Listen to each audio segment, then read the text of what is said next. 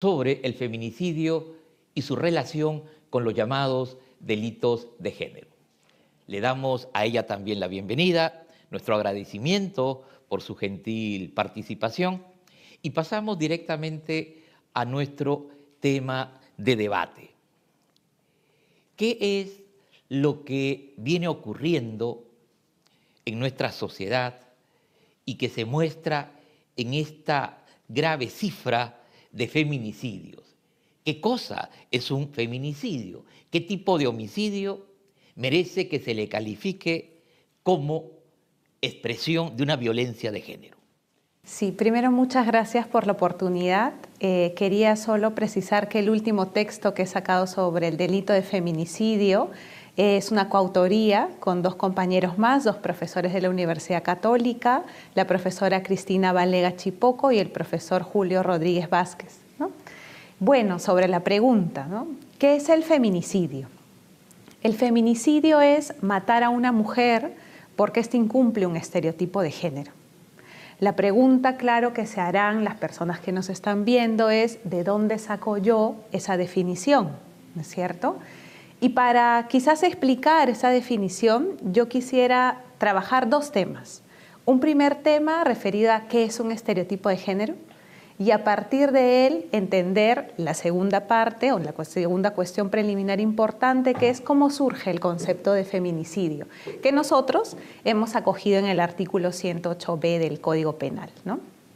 Primero, para entender qué es un estereotipo de género, hay que entender que hay dos conceptos diferentes, el concepto de sexo y el concepto de género, ¿no? El sexo son las características que determinan, ¿no?, esas características, digamos, biológicas o cromosómicas que determinan que alguien es hombre o es mujer. Mientras que el género son más bien los atributos, las características que socialmente se han, digamos, impuesto a lo femenino o que caracterizan lo femenino y lo masculino. Por ejemplo, ¿qué caracteriza a lo femenino? La sensibilidad, se dice, la delicadeza, la preocupación por los demás, mientras que a lo masculino le caracterizaría la fuerza, la impulsividad, la racionalidad, ¿no es cierto? Entonces ahí hay una primera diferencia entre sexo y género. Bien, ¿qué es el estereotipo de género? Son esas creencias generalizadas de estas características que distinguen lo femenino de lo masculino. ¿Por qué el estereotipo de género sería una de las causas y el fundamento, de hecho, del delito de feminicidio? Porque los estereotipos de género crean un sistema de género, ¿no?, en el que lo masculino subordina a lo femenino. De hecho, si más o menos de manera general nos preguntamos, ¿no?, ¿cuáles son los atributos de género más valorados en la sociedad? De manera general serán los masculinos. Y eso crea un sistema de subordinación. Y por ese sistema de subordinación, si una mujer, digamos, incumple el estereotipo de género, se hace merecedora de una sanción, de un castigo. Su forma más violenta, el feminicidio, ¿no? Eso para entender un poco qué es el estereotipo de género. Pero luego viene un poco la historia del concepto de feminicidio, ¿no? La primera persona que utiliza la palabra feminicidio es la profesora Diana Russell, ¿no?, en 1976. Luego también lo hace la profesora Caputi, de hecho ellas escriben un texto sobre feminicidio y ya en América Latina lo acuña la profesora Marcela Lagarde. ¿Qué querían ellas transmitir cuando hablaban del feminicidio? Querían transmitir que la muerte de muchas mujeres se producía por una razón diferente a la muerte de otras personas.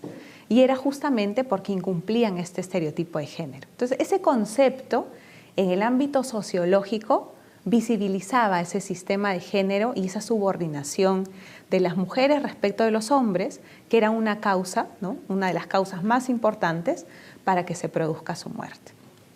Y ese concepto sociológico luego se trasladó al derecho penal, ¿no? Y en el derecho penal también lo que han hecho muchas legislaciones es entender este feminicidio así, como un feminicidio, como un delito que no solo sanciona la causación de una muerte, sino la causación de una muerte en un contexto diferente de subordinación estructural, ¿no?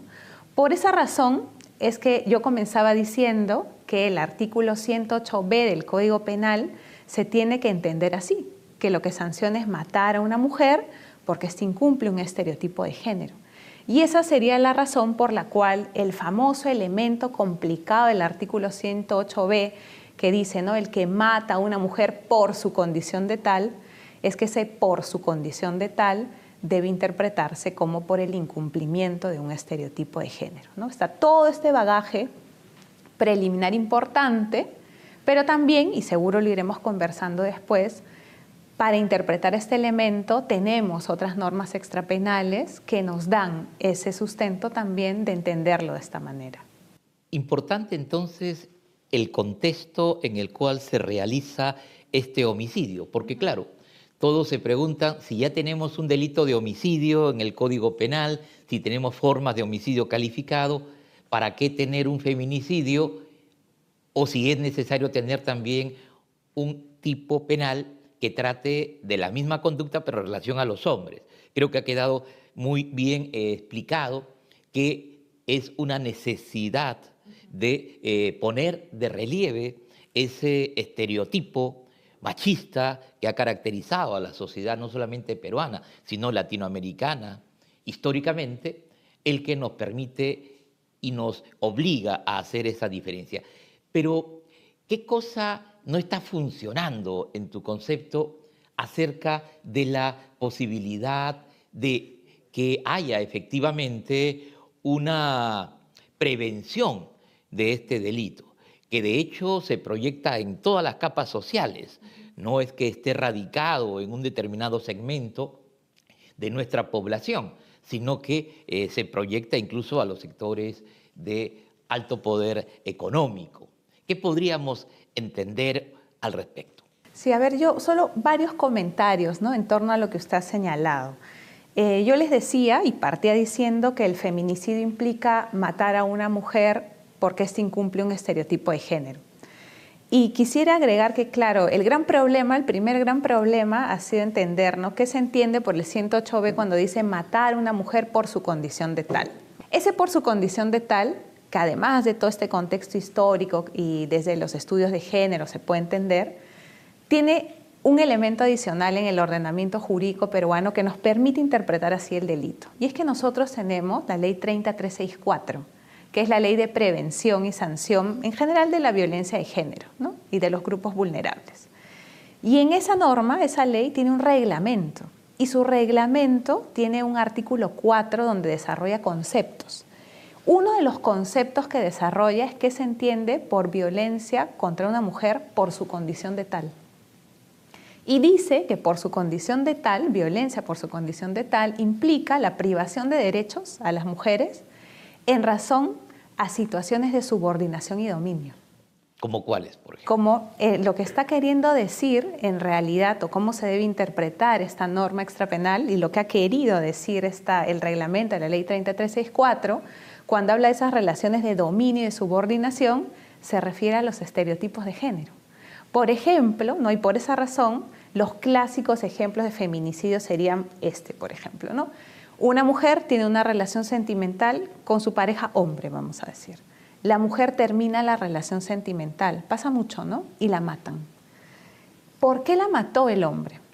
Porque ella incumplió un estereotipo de género. ¿Cuál es el estereotipo de género que estaría detrás? La mujer es posesión del varón. Por lo tanto, solo el varón podría terminar la relación sentimental. La terminó ella, ¿no? La mata, ese es un supuesto de feminicidio. Otro estereotipo de género, ¿no?, muy común. La mujer funge de objeto sexual del varón. ¿Qué pasa cuando una mujer se resiste, no quiere tener una relación sexual con una persona y esta persona la mata? También la mata porque ella incumple el estereotipo de género, entonces sería un supuesto de feminicidio. Y esa interpretación del problemático elemento por su condición de tal está resuelto también en nuestro ordenamiento jurídico por esa norma extrapenal, el reglamento de la Ley 30364, ¿no? Entonces, si a eso le sumamos la historia del concepto de feminicidio, si a eso le sumamos lo que han trabajado los estudios de género, no debería ser complicado o no debería traer mayor problema interpretar el 108b, ¿no?, que se ha cuestionado mucho porque se dice que vulneraría el principio de legalidad, pero el por su condición de tal es un elemento normativo que se puede interpretar a través de esta norma extrapenal, por ejemplo, ¿no? Y otra cosa que quería comentar a propósito de lo que usted dijo es que sí, pues, ha habido muchas críticas, ¿no? Este delito debería realmente estar sancionado, ¿qué lo distingue de un homicidio, ¿no? Y hay varias razones, ¿no? Lo que usted decía es fundamental.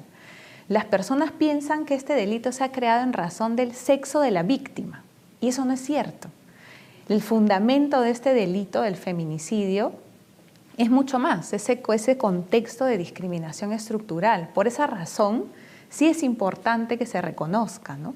Y en el derecho penal, crear, digamos, un tipo penal autónomo en base a características y condiciones que la distinguen de un homicidio simple como esto, ¿no? Es común, o sea, se realiza. Entonces no sería extraño que el Código Penal, ¿no?, reconozca el 108B.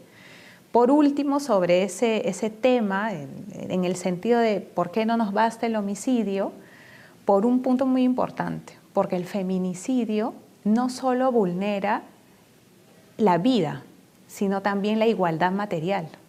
Porque claro, a la víctima no la matan por matar, la matan porque incumple ese estereotipo de género. Y claro, en torno a qué pasa, ¿no? ¿Qué está ocurriendo?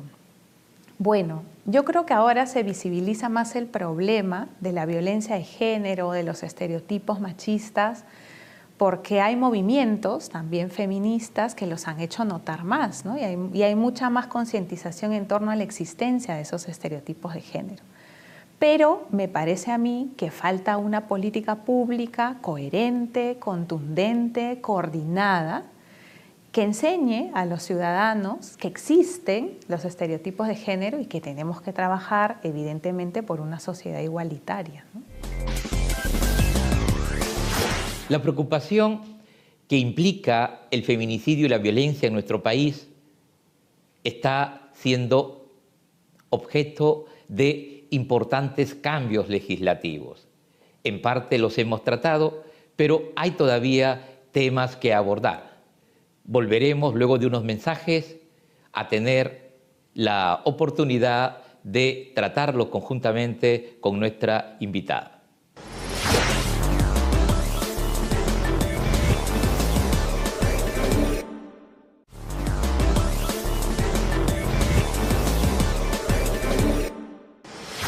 Entonces, es también un problema cultural. Se requiere sensibilizar a nuestra población desde los cimientos de la formación básica a fin de no seguir persistiendo o ahondando ese estereotipo que lleva a la realización de conductas tan graves como el feminicidio. Ahora, también motiva atención en la población el hecho que las penas que se han establecido para este delito son muy drásticas, pueden llegar incluso a la cadena perpetua. Sin embargo, al parecer, no hay un efecto disuasivo trascendente, como si hubiera una especie de brecha entre el mensaje de la ley y la internalización de la gravedad de las consecuencias de un feminicidio en los eventuales autores. ¿O es que hay un factor psicológico que hace que no le tengan, digámoslo en términos bastante coloquiales, temor a la pena cuando se va a realizar uno de estos delitos? Sí, a ver, varias cosas también, ¿no? Cuando las profesoras Russell y Caputi trabajan el tema de feminicidio, justamente uno de los puntos que abordan es si esta causación de las muertes por estereotipos de género podría responder a un elemento básicamente o preponderantemente psicológico, ¿no? Y ellas llegan a la conclusión que, claro, sin duda cada persona tiene propias características, ¿no? Y puede servir en su momento las características de la propia persona para individualizar la pena, quizás.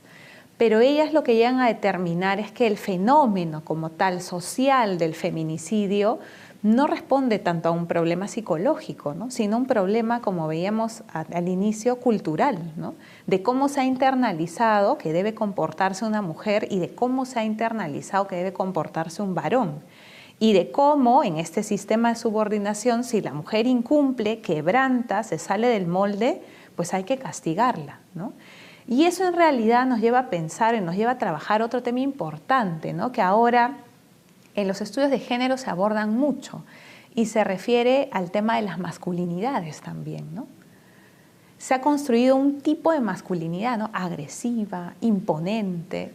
Es el momento también de pensar si de verdad así debería ser o si hay que repensar también cómo deberían comportarse hombres y mujeres, ¿no? Fuera de estos estereotipos, lo que generaría una situación, ¿no? De igualdad. Entonces, eso como punto importante y primero, ¿no? No es necesariamente o preponderantemente, por lo menos pienso yo, un tema psicológico. Es una cuestión cultural que evidentemente hay que cambiar. Y luego sobre la pena, ¿no? Por ejemplo, en América Latina y en el mundo, los países que han regulado el delito de feminicidio han optado, ¿no?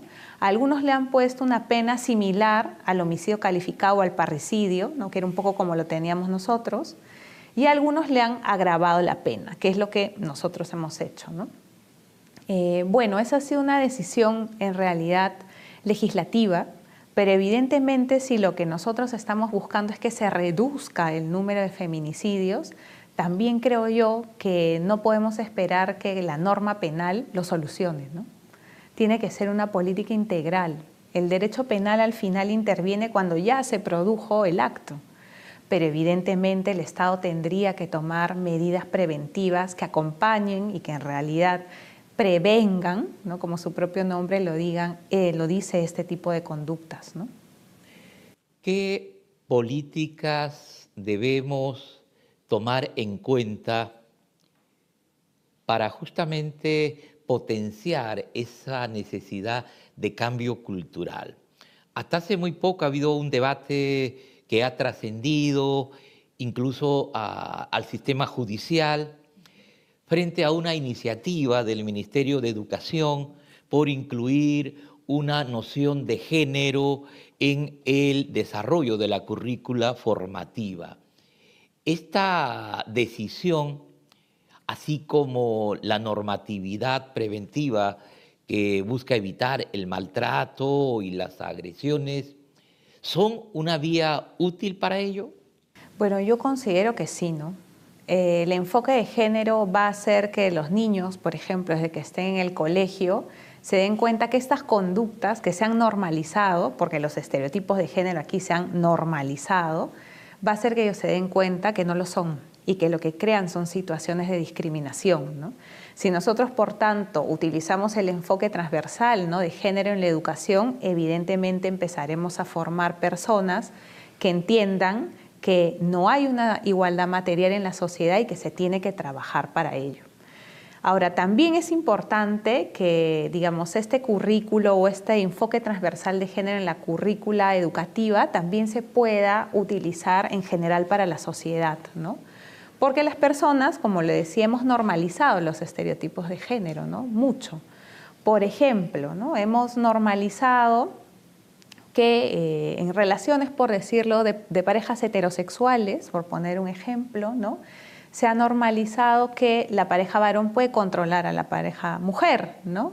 O que realiza ciertas conductas o comportamientos violentos si ella le cuestiona o si ella tiene mayor poder, digamos, económico o social, ¿no? Y eso suma, va sumando hasta que puede llegar a un caso de feminicidio. Entonces, hay que educar, hay que concientizar también a las personas para que no se normalice este tipo de casos que son casos de violencia, ¿no? También es importante la ley 30364, ¿no? Esa ley es muy importante porque, claro, ha tomado medidas que antes no se utilizaban, ¿no? Las medidas de protección, por ejemplo, para víctimas, por ejemplo, de violencia física o psicológica, que finalmente son la antesala a lo que puede ser un feminicidio, ¿no? Y en ese marco también es importante el trabajo de los operadores de justicia, porque en algunos casos los operadores de justicia también aplican esa norma a partir de sus propios estereotipos de género, ¿no? Y no necesariamente se le da la cobertura a la víctima de manera adecuada, ¿no? Entonces es todo un trabajo integral que se tiene que hacer, pero que sin duda involucra también a la sociedad, porque nosotros como sociedad tenemos que cambiar esto. Creo que allí está una de las alternativas más significativas que debe tomar en cuenta el Estado. Hay todo un esfuerzo dirigido desde las instituciones públicas, desde sectores importantes de la sociedad civil, para viabilizar la eficacia de estas normas preventivas, de esta ley 30.364, de estas medidas de protección, y que a la fecha, pues justamente han mostrado deficiencias en su concreción material.